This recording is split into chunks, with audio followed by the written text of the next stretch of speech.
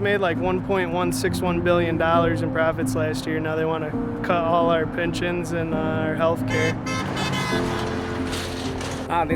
Todos los pobres, ¿verdad? Que no tenemos dinero, trabajamos para los ricos. All of us poor people, we work for the rich people. Two workers from worlds apart living just miles apart on the west side of Michigan. One an American, one a Mexican, one a factory hand, one a field hand. The way they feed their children?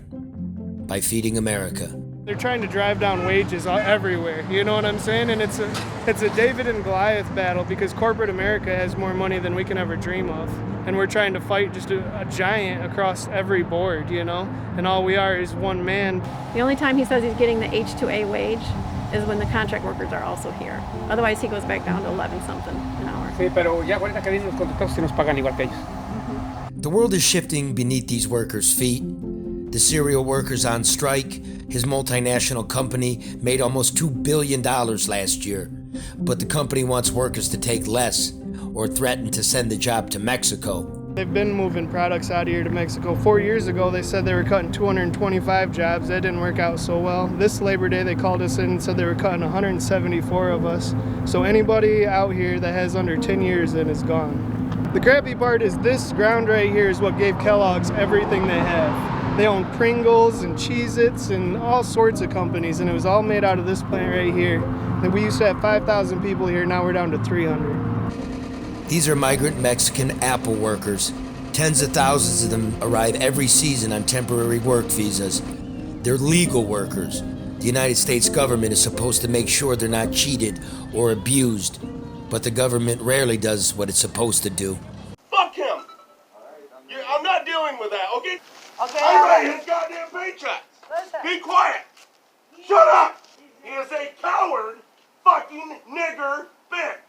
Tell him to pack his goddamn shit and get the fuck out of here. Okay. Peach Ridge and La 10. Mía 10, sí. Okay. With too few government inspectors, legal aid lawyers Teresa Hendricks and Molly Spock fill the void, doing the legal work and the outreach work. These labor brokers, they write a contract, they show the government, and they say, we're going to be fair, this is the conditions we're going to pay. They tell the workers that, then they get them here, and it's a whole bait and switch. If you come over on an H-2A contract, you are more vulnerable to exploitation than even an undocumented worker working here. How is that possible? Because all of your movements are controlled by your crew leader. They can decide where you go, when you go, how much you work, how much you get paid, and if you ever have the right to come back. When you go to the grocery store, when you go to the laundromat, every aspect of their life is controlled. When you can go cash your check.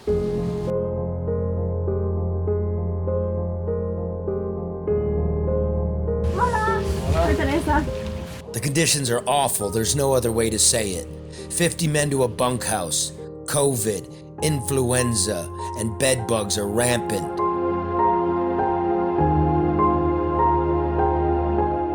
These men are supposed to be paid by the hour. This man tells me he's paid by the ton. That's illegal, and the math doesn't work. But still, it's a better life than back home in Hidalgo, Mexico. Oh, Detroit. Oh, sí, era muy rico, sí, sí, es cierto. Porque yo miro en las noticias. He knows about the wide streets and beautiful buildings of Detroit, how it was once a great and rich city, he says. He knows its factories are gone, that they're in Mexico, but you don't want to work there, he says. The pay is $15 a day. The fields here are more satisfactory. It's not much of a life, but it's his life.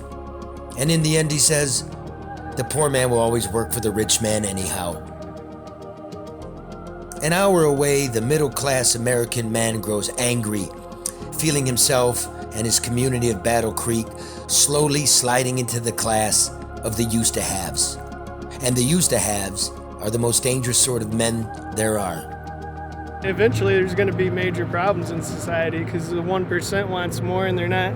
Our wages aren't going to be even enough to buy products from the 1% like Kellogg's or, you know. Well, that's not a war you could win. The day of the revolutionary is over. You think so, but I mean, look at Afghanistan. How many years were we in there fighting against guys that could barely eat with AK-47s? We just pulled out the strongest military in the world. So in the United States, we import the Mexican man to work our fields, and export the American man's jobs to Mexico, where the Mexican man does not want them.